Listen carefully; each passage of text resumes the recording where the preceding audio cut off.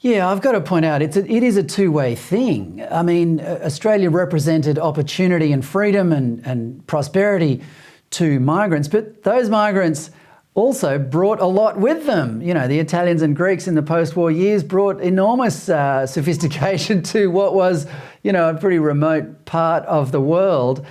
But it was a two-way exchange, wasn't it, Rocco? I mean, you can bring your culture here, but as long as you love the place, everything's fine. That's right, and the thing I mean, you see these bumper stickers sometimes. If you don't like it, leave. Well, I think if you're going to criticise the system of government that we have here because it's colonialist or it's imperialist, well then why stay? And the thing is, the migrants were expected to contribute because Australia needed them. And they needed Australia, as you say. It was a two-way street. We were called New Australians, and in the end, look, there were times, obviously, every country has blemishes in its history, and treatment of migrants is no exception. But overall, look, you can't say that Australia wasn't welcoming or Australia wasn't appreciative of their contribution. Just as we took on the Australian ideals, then the Australians took on our ideals. I mean, you don't have to go to every street corner and see how many coffee bars there are and the different kinds of places that you can eat to see how much it's appreciated and how much the migrant contribution is loved. But that wouldn't have been possible. That wouldn't have been possible if Australia didn't allow that to happen and unleash the power of the individual to allow that to happen. So how inextricable is the monarchy from Australian culture in your eyes, Rocco?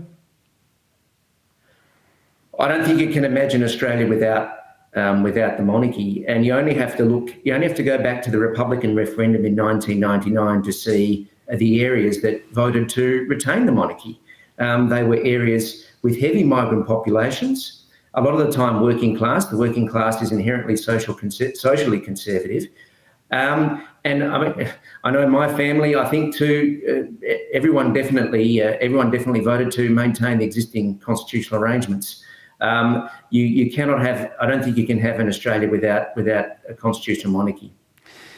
It's funny that the people who are always on about inclusiveness tend to be the ones who reject the monarchy. But I mean, Charles's first speech as king said, it doesn't matter where you're from or what your beliefs are, I will serve you loyally and with love.